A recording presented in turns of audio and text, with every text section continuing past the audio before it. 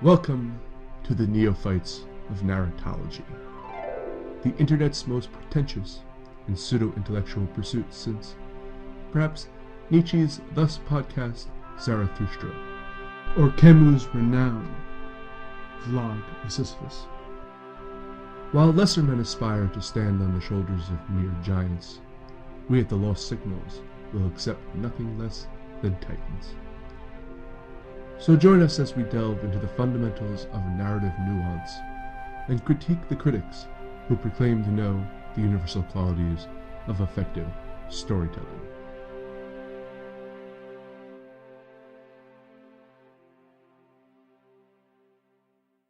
Narratology's exploration of The Hero with a Thousand Faces by Joseph Campbell, our now belabored exploration of this text. Become our own journey. I'm Jonathan Ian Menzer, here with Stephen Ramosi. Hello. And Scott Thurlow.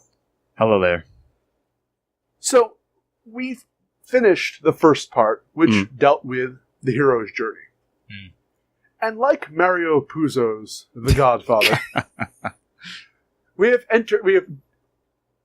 the first part is very exciting and deals with a lot of what I went in there for. Now we're entering the Las Vegas chapters, following parts I didn't ask for. If you get that reference, you're a hero yourself. Yes, that I didn't ask for nor wanted. Exactly. So here's Is that the hero you wanted or even deserve? Yes. Sure. So we're on to part 2 of this book called The Cosmological Cycle. Cosmogonic. Cosmogonic. Yes. And Gone. The next chapter of that, which is Emanations. So the first part is From Psychology to Metaphysics. Which, before you go on, when I came upon that, I was like, all right, that sounds like a really cool title. I'm excited to see what he has to say about this. However... And what that is that and this is where I start disagreeing, because I respect Joseph Campbell quite a bit as a mythologist. He knows his stuff. Yeah. There's no doubt. No one can take that away from him. Sure. But now he's returning to psychology in exactly. a heavy way of saying that, like, it's really weird that he thinks that all of this it goes too deep into what psychology means, or what myth is. Sort of myth is a representation of psychology, not that necessarily psychology is itself. It's almost like the be all end all. He's like, here's my only one and only point, or like my one and only tie-in, and here's proof.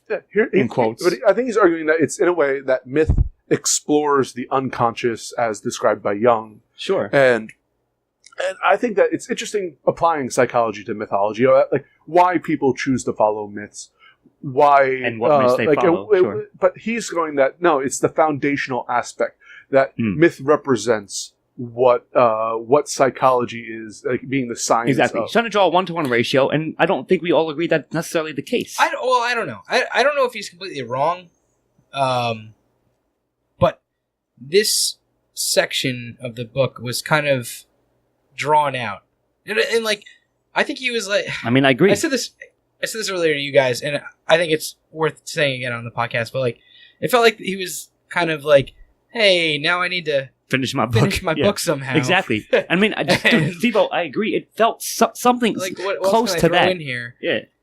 So I'm actually going to read a section of this. Okay. Mythology, in other words, is psychology misread as biography, history, and cosmology. The modern psychologist can translate it back to its proper denotations and thus rescue for the contemporary world a rich and eloquent document of the profoundest depths of human character. Exhibited here as in a fluoroscope stand revealed the hidden processes of the enigma Homo sapiens, Occidental and Oriental, primitive and civilized, contemporary and archaic. The entire spectacle is before us.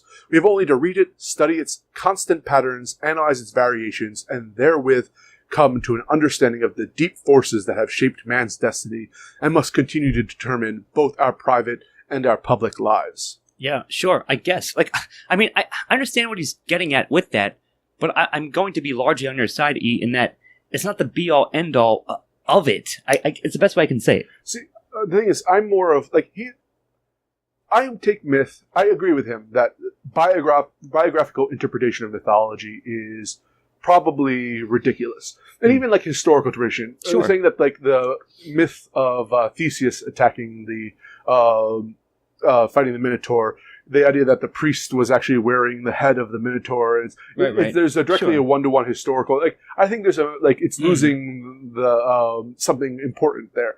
But I also think that you should not only look at it psychologically, but sociologically and pragmatically.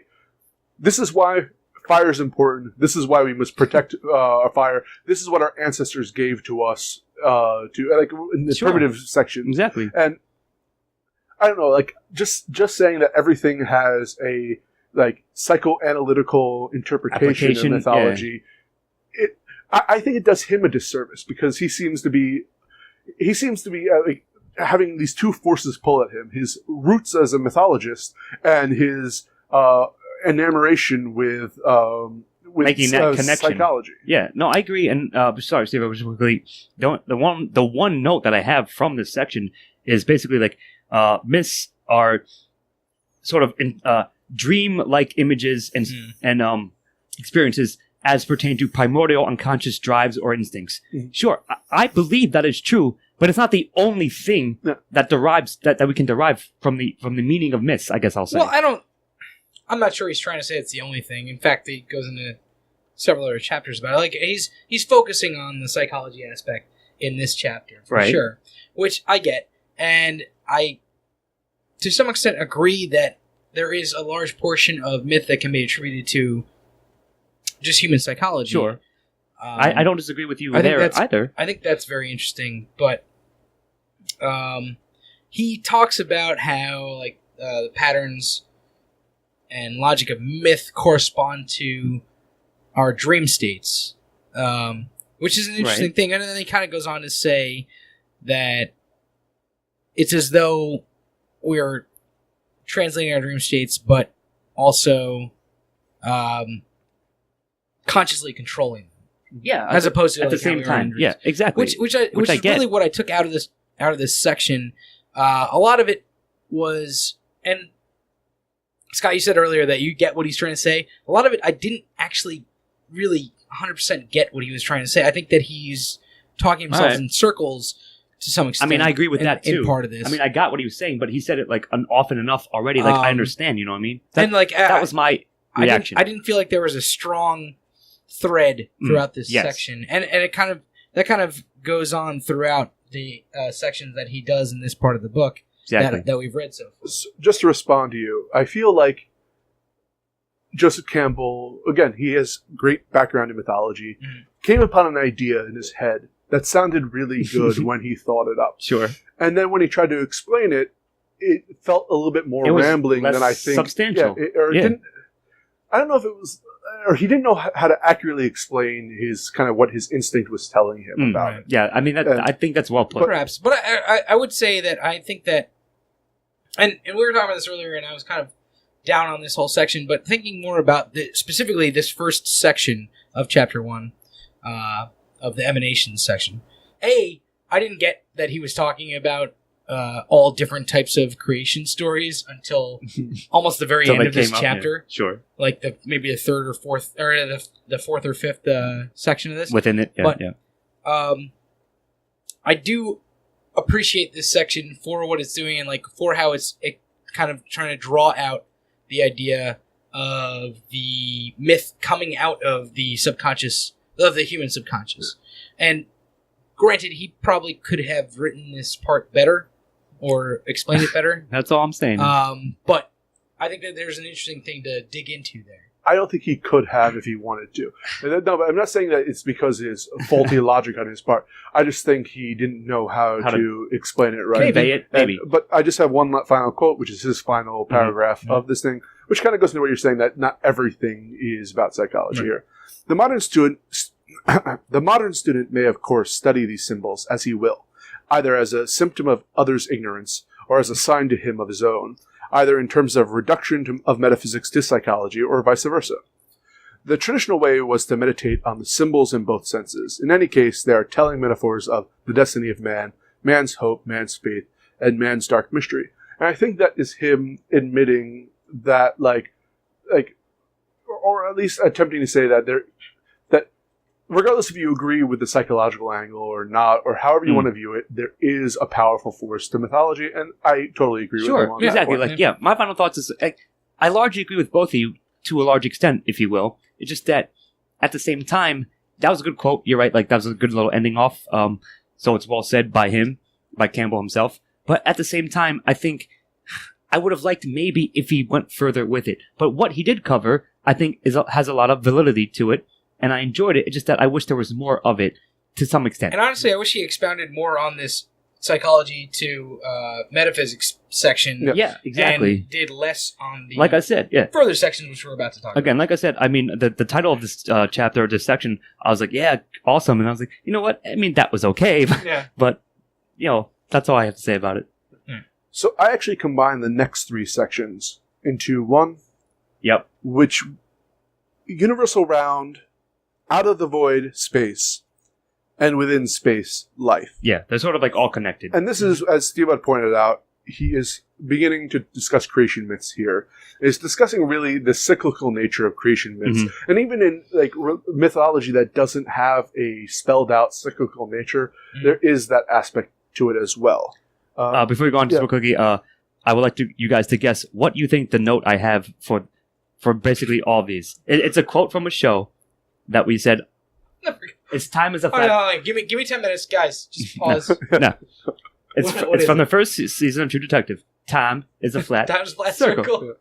and it's pretty much like sort of Somebody once told me. Yes, it's drilled down to its core essence, but I mean that was the first thing that flashed through my mind as I was reading these sections, because it's creation myths essentially, and in the way that you just described it. Yeah.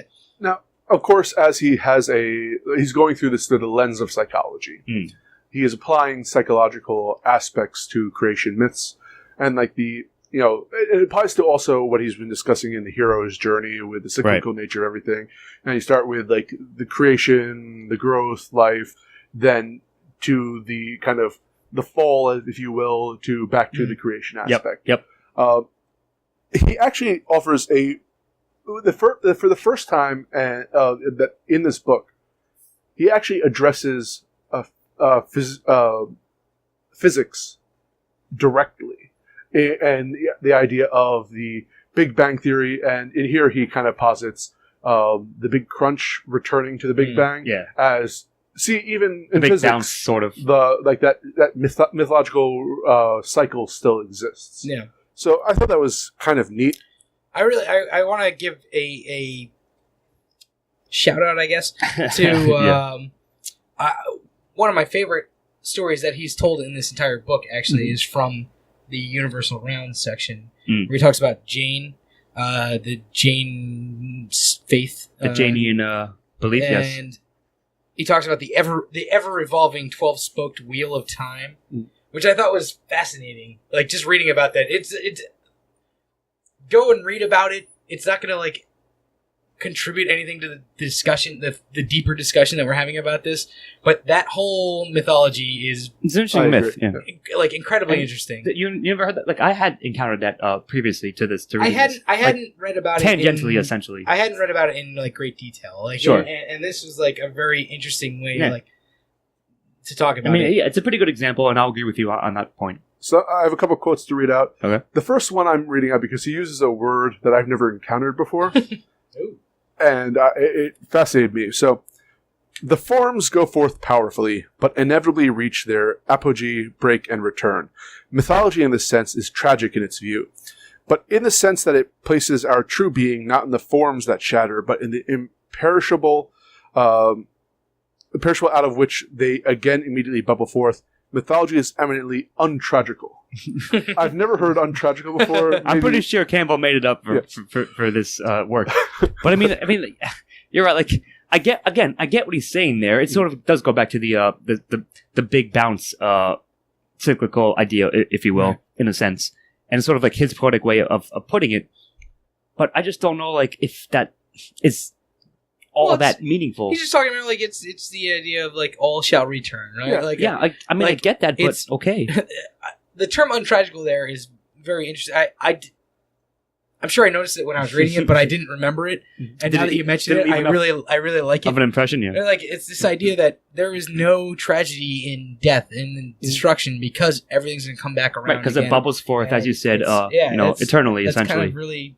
And if you want to look at a psychological view of mythology, that's actually a kind of a very hopeful message to people.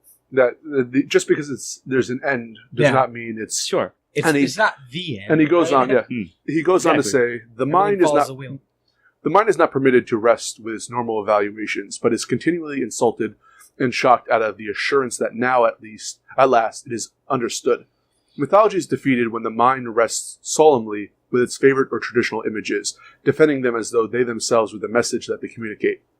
These images are to be regarded as no more than shadows from the unfathomable reach beyond, where the eye goeth not, speech goeth not, nor the mind, nor even piety. Like the trivialities of dream, those of myth are big with meaning.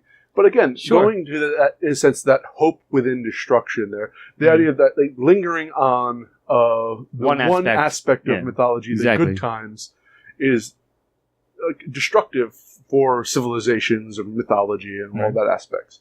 So he's very hopeful in the sense of the c'est la vie mentality. Sure, but and I guess I just want to touch on each section. So the universal round is talking about the cyclical nature of the universe. Out of the void space is like the idea of something from nothing, which, as physics itself says, is possibly something. It's likely that's how it happened. Yeah. And then within space, life is this idea from that something that came out of nothing. Life or the idea of life comes from that. From that, yeah. Or the idea of existence, I guess we can say, perhaps. Yeah. But yeah, sure. I mean, again, yes, you fellows know me, and perhaps in general, I'm a fan of tying in to the actual physics of it. So again, I was intrigued to see where he was going to go with tying in the elements and aspects of myth as applied to actual physical processes and how they relate to each other and how what represents what it within each. Right. And I think there was one interesting thing that came out of the within space life thing that I wrote down. That the individual and the progenitor are the same. Yep. And this is something that you see over and over again, even when you're talking about physics. Carl Sagan talked about this all the time, where you are made out of star stuff, that type of thing. Sure. Exactly. And there's it's this idea that you come from a greater thing than yourself. And I thought that was an interesting thing that he threw into that chapter, and something to think about. I certainly agree. Sure. Yeah. So let's get Joseph Campbell hot for a moment and talk about sex. Ooh. Whoa, take it easy. Yeah. So I have two quotes, actually the beginning and the end of Within Space Life. Mm-hmm. Okay. The first effect of the cosmogonic emanations is the framing of the world stage of space. The second is the production of life within the frame, life polarized for self-reproduction under the dual form of the male and female. It is possible to represent the entire process in sexual terms as a pregnancy and birth, which goes into what you're just saying about your progenitor and the individual being... He goes on to say, according to this mysticism of sexual love, the ultimate experience of love is a realization that beneath the illusion of two-ness dwells identity. Each is both. The realization can expand into a discovery that beneath the multitudinous of individualities of the whole surrounding universe, human, animal, vegetable, even mineral, dwells identity, whereupon the love experience becomes cosmic, and the beloved who first opened the vision is magnified as the mirror of creation. Far out, man. Fucking obviously. I should have had that in my notes, but again, in such flowery language as he's using, I understand what he's getting at. Yeah, we're all part of the greater universe. I mean, and all I have in my notes within both for Out of the Void Space and Within Space Life is basically the cosmic egg metaphor, which you've seen variously, and as he himself points out, is used a lot in myth framework. And if you haven't seen it, there's probably a Wikipedia article you can go check out. Yeah, I think I believe there's a diagram as well, at least in my copy of Hero for that. But it's a pretty well. It's a well-known, a well-known device. Yeah. Sure. So as we've gone through the birth of the universe and the different theories of that, to the development of the division between space and, in a way, the Earth and reality type aspect, now we're on to when, in a sense, again, I bring up this term a lot because I think it's very useful for describing things as the fall. The breaking between like humanity and God above and all of that aspect. With the next section, and again, this one went more in depth into than I think the other ones did. Yeah. So I had its own chapter. Relatively, yes. Yeah, breaker of the one into the manifold, which is, in a sense, the violent separation of, like, basically our... the individual and progenitor kind of going thing. From, it's just, to break it down in, like, the simplest terms, I think it's, like, the breaking from the perfect into the imperfect. Yeah, exactly. And, that's something that you get in almost every mythological creation story, It needs to be, though, because it's a way of us coping with the fact that there's pain and suffering in this world. If we come from a god, why aren't we perfect? We're perfect because of some, like, the Garden of Eden stories. I think he uses exactly this chapter. Mention that outright, indeed. So, I mean, like, this is what it's all about. That mourning of the loss that we had for our perfection. Sort of realized sublime existence. But to be somewhat of an optimist here, I think that another one of the big ideas about this is that this is a necessary thing to become the individuals that we are, part of the cycle. Right? Yeah. As opposed to being part of a whole. Absolutely. We become the individuals that we are, and we have our own ideas, and we have our own kind of beliefs, belief systems. And no two are the same, and this is where this comes from. It's like the breaking of the one into the manifold. Sure, it's all tied into that. I mean, again, I agree. So, I mean, it's nice that he mentioned it, and it was well explored. Thanks for mentioning it, Joseph. for the Joey, we'll get him on the horn. See if that's what he intended. For the small time in which it was explored. I don't know. Yeah. So that's all I can really say about it, though. The final two paragraphs of this chapter. Oh, please. Herein lies the basic paradox of myth. The paradox of the dual focus. Just as the opening of the cosmogonic cycle, I can never pronounce that cycle, it is possible to say... Cosmogonic. Yeah. Nope, that's wrong. It was possible to say God is not involved, but at the same time, God is creator, preserver, destroyer. Of course, yeah. So now at this critical juncture, where the one brings into the many, destiny happens, but at the same time is brought about. From the perspective of the source, the world is a majestic harmony of forms pouring into being, exploding, and dissolving. But what the swiftly passing creatures experience is a terrible cacophony of battle cries and pain. The myths do not deny this agony, such as the crucifixion.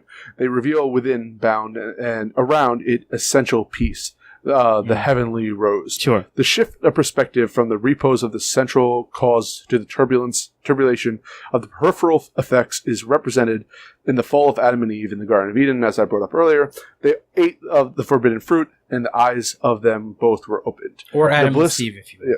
Yeah. The bliss of paradise was closed to them, and they beheld the created field from the other side of transforming veil. Henceforth, they should experience the inevitable as the hard to gain. But again, You're right. He does have an optimism to what is generally actually pretty terrible myths about humanity. I mean, taking the face value, sure. Exactly. I think that's the whole idea is like we need to create an explanation for the suffering, and it is that you're all pieces of shit, right? And he's like, no, like what makes us we're pieces of shit because we're all individuals, and that's how that's the good thing about us. Mm-hmm. You got to spin that in order to not hate your life, right? You got to spin that in order to not hate who you are as a person. Anyway, so think about that. Yeah. So the final one was folk stories of creation, which was actually my favorite section because it really had some great topics, like just random stories that didn't really fit into his exactly setup. And I agree, like that's why I kind of enjoyed it at least more versus the previous ones, for sure. But my first note is you guys might enjoy this. The folk stories creation are the LCD of origin myths, obviously. Well, but I don't.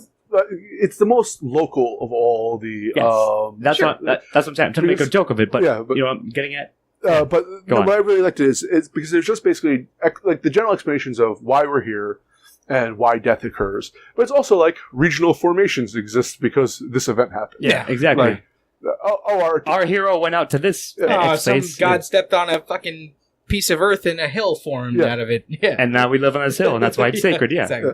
So, and I also like the fact that those creation myths usually have devilish fool or a foolish devil. A devil clown I do like trickster that. I did like that part. figure is what I have in my notes as well, yep. which is used to explain problems. Like why the ever benevolent creator or deity, and of course though there was that impish individual behind him. Yeah, who causing trouble. Puck a lot of times bumbled his way into causing us issues. Puck is behind the scenes, fucking shit up for you. Cool. So any Fucking last guy. thoughts on Emanations? No, I mean, that's pretty much it. I'm done with Emanations. Let's move on to... I have no more emanations coming forth from me. Let's move on to Virgins. All right, on to Virgins. So we're starting off with Mother Universe. Or Mother Earth, Mother Gaia, however you want to... This chapter is not called Virgins. It's called the Virgin Birth. That's true. And then Mother I'm Universe sorry. is the first one within it. But nevertheless... The world-generating spirit of the Father passes into the manifold of earthly experience through a transforming medium, the Mother of the world. She is a personification of the primal element named in the second verse of Genesis, where we read that the Spirit of God moved upon the face of the waters.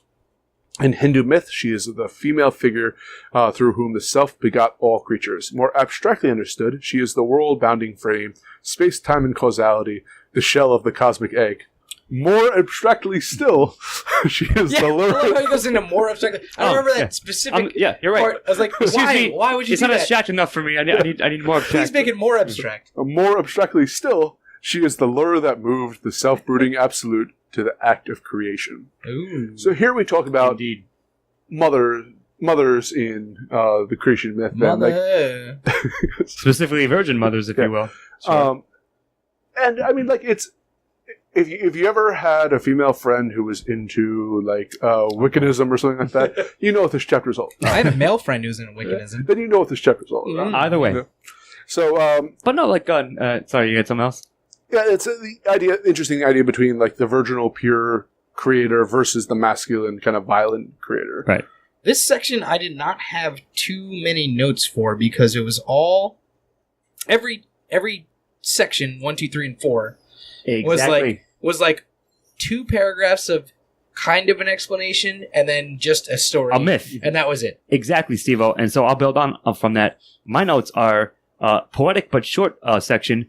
1, finish Smith as his example. Yeah. And the next 2 sections will also follow that same template. Was it a Finnish myth? Yes, it was a myth from Finland. All right. And this one, the next one is a Zimbabwe myth, because I can tell you, because I Nice. made sure to note down which origin it was from. But all I'm saying is, you're right. I mean, I'm backing you up. He has one intro paragraph or 2, and then hey, here's a myth to He explain doesn't this. talk too much about it, and I don't really get what he's going for. Exactly, in and this section. I think this is where it comes in, where you said earlier. I mean, I agree with you. he's just telling the myths of X geography. That's what I'm saying. virgin birth, the virgin, the idea, And the it myth felt- of the virgin That's birth, not necessarily... which is kind of a thread throughout a lot of. Yes, he spends one chapter focus on the virgin birth. For a lot of this, he's dealing with different... So, I'm going to use Greek example because that's the myths that I'm most familiar with outside Christian mythology. Sure. But you deal with... you have different virginal aspects in there. You have... who was the huntress? The god of the hunt? No, the goddess. She was a virginal goddess. Not Athena. God, I can't remember. Yeah. I know what you're talking about, though. Go on. So, you have in a sense, the virginal... It might be Athena. She doesn't give birth ever. She's actually very kind of Artemis, fierce, perhaps? and I forget exactly. Anyways. But no, the point still stands that you can have you don't necessarily have to have the motherly figure giving birth off of the thing. You can and this actually leads directly into section 2, which is Matrix of Destiny. The Matrix of Destiny, which is the worst title of. No, I thought it was the best title, but it still didn't say much. It didn't make sense to me why it was called Matrix of Destiny. Exactly. So the universal goddess makes her appearance to men under a multitude of guises, for the effects of creation are multitudinous, complex, and of mutually contradictory kind when experienced from the viewpoint of the created world.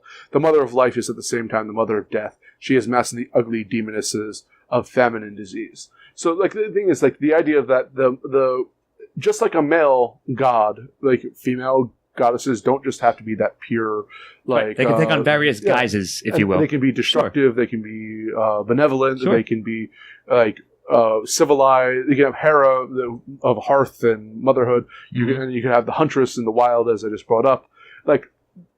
There's a lot to the point which he briefly skims over a couple of examples, as you brought up, of different. Show. Yeah. It's the third section, though, Womb of Redemption, which is the best title. I would agree. I think it's the best. It'd be a good title. video game subtitle. I thought that to myself. Which It's a great high school band title. Yeah, sure. If only you read this in high school, we have some awesome band names. Anyway, though. which goes into the idea of the virgin birth and how they actually spent a lot of time on Christianity here with what Herod represents. Exactly. I thought that was a nice touch, for sure. Like, it's nice that he brought that up and tied it in. I thought it was well done. The only note I have, just before you go on, is Womb of Redemption is the Mary myth multiplied. So it's him, like, pointing out, like, how it's used variously and, like, and various nuances. What I found fascinating was his point that Christian missionaries Yeah, it was a good story. were were surprised to find that the virgin birth existed in many, many different In other Previous cultures. myths. of course, the devil is What? behind this because Yeah. they're trying to give a Fool you. facsimile Yes. of what our Similar virgin to is. how the devil is behind dinosaur bones. Yeah, exactly. So, He's a trickster figure, man. I'm just saying. But anyway, I mean, I agree. That was interesting. Yeah. I appreciate that he included that as a little, like, sort of an aside. Yeah. And here's the thing: and then the fourth and final chapter is basically Folk the folk stories stories once involving women in it. I assume that every final chapter in the last section is going to be all about folk stories. No, I mean, well, it's a mirror. Like, the last section of the previous one was folk stories creations. Now it's folk stories of virgin motherhood. Right. So basically, he's covered, like, the non-folk stories, and now he's, have an addendum almost. Now we're going into folk My shit. my Sure. last quote, which Go I on. think symbolizes my reluctance to have children. Okay. If you weren't already reluctant, Go on. What job? No, Yeah. this is exactly why. Though is he writes it it here. just reinforces it. Yeah, go The on. procreating power is everywhere, and according to the whim or destiny of the hour, either a hero savior or world annihilating demon may be conceived. One can never Yeah, know. at any One- given time. one yeah, can never exactly. know. It's a fucking gamble Right. every Yeah. time. Yeah. Your progeny Exactly. may be a world annihilating demon. Yeah, could be a world savior, but probably not. Could be a world savior. Based on your luck, Which, I mean, you're right. I mean, it's funny. It's an amusing quote, but, like, world annihilating. I kind of thought that myself. And, like, yeah, so again, as I described folk stories creation, like, I don't necessarily mean that, but it's like a lesser form. It's a lesser evolved form of myth. So therefore, when you have the folk stories of virgin motherhood, that means within that range, you could produce the savior or the destroyer, really. So when I was, or somewhere in between. Yeah. Probably. Or maybe most maybe just likely. Maybe my just progeny will be one or the other. maybe You're just one extreme a or the perfectly other. fine That's it. person. Yeah. So my final thoughts on this chapter is that I applaud Joseph Campbell for how well he incorporated. What? He's golf clapping. For incorporating women into his mythology here. Sure. But I feel But he that did it half-assed. no, but this I don't chapter applaud it. particularly though felt. You just said it right there, and I feel like there could be he could have delved far Explored deeper more. Yes. into the role of like female I agree mythological figures. with that too. That would have been great. I would have And loved maybe that. again, maybe it's a sign of the times. Like again, 48 was when Hero originally came out. So perhaps it was just like almost ingrained societal prejudice, but nevertheless, The thing is, I don't, having read his work so far, I don't feel that he comes across as like trying to focus fully on masculine particularly, heroes. And, No. yeah, and sure. in fact, he's constantly given credit to women where when he can. It's just it felt that this section, oddly enough, was tacked on to flesh out the rest. He of was his trying to book. find a way to finish his book. And if you're looking at just the stats, this is a very short section. Yeah, Yeah. It's like exactly. 16 pages or Yeah. something like that. Yeah, Like, It he was goes like, by real quick. Well, I guess I got to talk about this, but yeah. It's No, almost it's like- let's just breeze through it real quick. I have a paper that I wrote for a publication. Let me throw it into the chapter. It's almost like I've seen papers that were longer than this whole fucking section. It's almost as if he could have unfolded some of this stuff into the previous ones and spread it out a bit. But like, I mean, I get it. But I'm just saying, I do agree with you guys in general that it's nice that he laid out the points that were within that he did. It would have been also nicer to see some bit more exploration within those. Yeah. If you're going to talk about something, Joseph Campbell, I know you know how to go on. You do go on, sir. But Sure. I know you know how to do it. Just fucking commit. But I get it, yeah. But I mean, I generally agree. So, like, again, I guess if we're going to wrap up a bit, my overarching thought is, like, it's almost like a hill curve. So, the first section as we A read hill curve? a bell curve. I'm sorry. So like at the first section as we read, Same. if you plotted it on a graph, it would represent a hill. It would look like a hill. You're right. So like the first couple or two sections were like all right, and then we hit like a really like nice stride. The previous last at part the end of the hero section, like this, exactly. I feel like this is no longer the hero section of this. Exactly, and that's sort of why it sort of it feels like a bit of a downgrade, like a sort of a down curve, if you will. Even though it was still perfectly fine. All the problems I complained about at the beginning are resurfacing now. Exactly. So I'm hoping I should that have just said that recovers later on to finish out the book. I don't think so because I think we got through what he wanted to say. Like the bulk and the meat of it, but maybe, but we'll see. We have two more sections. Irregardless. 2 more episodes to do on this. So I do that because Scott hates it. Go on, Eve. So, do you have anything else to say, anyone? No, I mean not really. Like maybe with nice mirror. So like as I just said, the next 2 sections maybe will be more like meatier, like more in depth, sort of as a mirror to the first part. But I'm not actually counting on it. But regardless, we shall read it and explain it to you next time. Either one. I'm Jonathan Ian Manser, here with Stephen Rossi. Oh, yes. I will see you in our next adventure. And Scott Thoreau. I'll see you in the room of redemption. Good night. This has been the Neophytes of Narratology. We hope that you've experienced an epiphany or two of the literary nature, but only metaphorically, of course. Editing and engineering by Jonathan Ian Manser. Music by Christopher Morgan. Check us out on YouTube and iTunes for the shows, and on Facebook and Twitter for updates.